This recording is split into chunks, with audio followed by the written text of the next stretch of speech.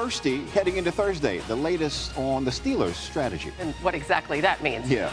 Will any team make a move up to grab Michigan quarterback J.J. McCarthy earlier than expected? Adam Schefter with a new sit-down with the national championship winning quarterback this hour. And could the Commanders make a surprise move with the number 2 pick? What the odds are saying about that at this very moment about that possibility, and why last year's draft could serve as an indicator, Hannah. But we begin with a developing story in the NBA playoffs regarding the health of not one, but 2 of the 76ers' top players, both Joel Embiid and Tyrese Maxey, as NBA reporter Tim Bontemps joins us. Now, even though Embiid hung in there after re-injuring his knee, the Sixers lose game 1. It's hard to imagine them being down their top 2 players and trying to even this series tonight. Tim, you were just at shoot-around this morning.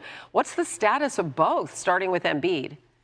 Well, yeah, Hannah, so Joel Embiid, who's often questionable for games and has been since coming back from his surgery on his meniscus 2 months ago over the past couple of weeks. He was at shoot-around this morning, there with his teammates participating in shoot-around. You see here him going down in Saturday night's game in the second quarter. He eventually did come back, as you mentioned, at the start of the third quarter, played the rest of the game, but did not have a lot of great lift on his jumper. It's something to monitor going forward, but there's no setbacks for Embiid today. I do think we're going to see him out there tonight, as he often is when he's listed questionable for games. But as for Tyrese Maxey, this came as a surprise. Maxey was supposed to be at shoot-around, was not out there with his teammates. Sixers informed the media that he had an illness. He was not going to be at shoot-around, and he would be questionable for tonight's game. Now, Maxey had 33 points in 44 minutes in that Game 1 loss, Hannah. He was able to get to the rim at will, one of the fastest guards in the league. And as you said, for a Sixers team that would love to even up this series at a game apiece, obviously if they have Tyrese Maxey out there, he's going to be dealing with this illness. And if they don't have him,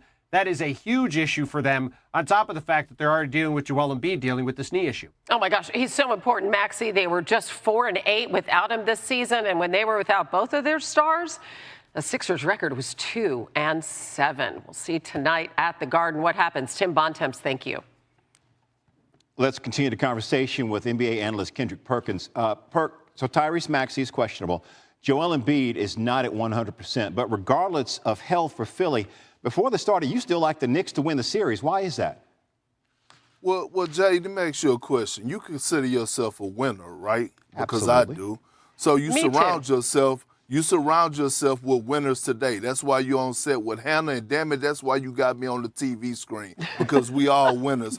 And that's the prime word, that's the word to describe the Knicks. So when I think about Leon Rose and I think about William Wesley, they built this culture for the Knicks with winners. When you look at what OG Anunoby is going to bring to the table, NBA champion, one of the best versatile defenders in the league, he's a winner. When you look at Isaiah Hartenstein, he's a winner. Josh Hart, we know what he's going to bring to the table. They had 23 offensive rebounds in Game 1. That's tenacity. That's winning mentality. And then don't let me get started on Big Body Bronson. He arguably played the worst game I've seen him play, going 8 for 26 from the field. He's not going to perform like that in Game 2. So with Joel Embiid not being 100%, obviously, Tyrese Maxey, we don't know if he's going to play tonight, and if he do, he's probably not going to be 100% or feeling well. I have the Knicks winning this game. I have them winning this series because they have the culture, the winning culture to get it done.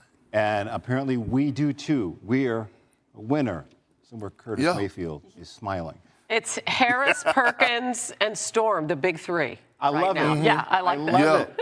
All right, Perk. Winner, man. See you more in a bit, bro. All right. Love you, Perk. All right, we're just 3 days away from the NFL draft. The Steelers have 7 picks, beginning with the number 20 selection on Thursday night. And our NFL analyst Jordan Reed, whose latest mock draft is on ESPN+. He has the Steelers trading up to pick 16, sending picks 20 and 84 to the Seahawks. Steelers head coach Mike Tomlin speaking this morning ahead of the draft, and it's new on Sportscenter. It's probably a little sweet spot, to be quite honest with you. That's probably the area where people are having those discussions because they're good football teams that are usually picking playoff caliber football teams, and sometimes trading back provides value for those teams that don't have glaring needs. I think that's probably a spot that's kind of annual in terms of those discussions. We've been very active in free agency, and that makes you really comfortable as we lean in on draft weekend, so that, we've addressed a lot of needs and you don't feel overly thirsty in any particular area. And I just think that that's a good feel as you go into the weekend. Steelers reporter Brooke Pryor joins us now. I love Mike Tomlin so much. Brooke, so obviously they take care of their quarterback room. They have Russell Wilson and Justin Fields coming to Pittsburgh. They are not overly thirsty after free agency, which does that mean best player available? What's their draft strategy?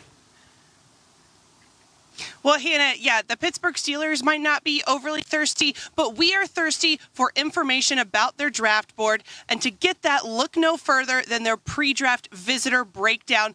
The Steelers have had almost half of their pre-draft visitors be on the offensive line. So I would maybe think that the Steelers are targeting that position, especially early in the draft. Now, they did release starting center Mason Cole prior to free agency, creating a big need at that position. Although, as GM Omar Khan said today, they do have players on the roster that have some of that position flexibility on the offensive line, but they've been hitting this pre-draft evaluation process hard. Assistant offensive line coach, Isaac Williams was a coach at the Senior Bowl. Tomlin and his staff have been evaluating offensive linemen all up and down the East Coast, West Coast, middle of America. But by the way, Mike Tomlin said, maybe don't pay attention to everyone that he shows love to on some of those pro day visits. You might remember Justin Fields' pro day at Ohio State a couple years ago, all over him, talking about how much he loves him. Tomlin said he does that because he knows people are paying attention to what he's doing, who he's talking to, who he's watching, so he tries to throw him off the scent. Sometimes he's a little too good at it, though. GM Omar Khan said that sometimes he doesn't even know what Tomlin's thinking because he throws him off so well. Okay, that's not good. It is lying season, though, as we know. And Mike Tomlin has been at this game an awfully long time. Brooke Pryor, thank you. All right, Hannah, included in his mock draft of the entire 7-round 2024 NFL draft, which you can check out on ESPN+, our draft analyst, Jordan Reed, has the New England Patriots taking former UNC quarterback Drake May with the 3rd overall pick in the draft, which again begins this Thursday night. Let's talk about this with Patriots reporter Mike Reese joining us now. Mike, what can you tell us about New England's process in evaluating the top quarterbacks that could be available at pick number 3?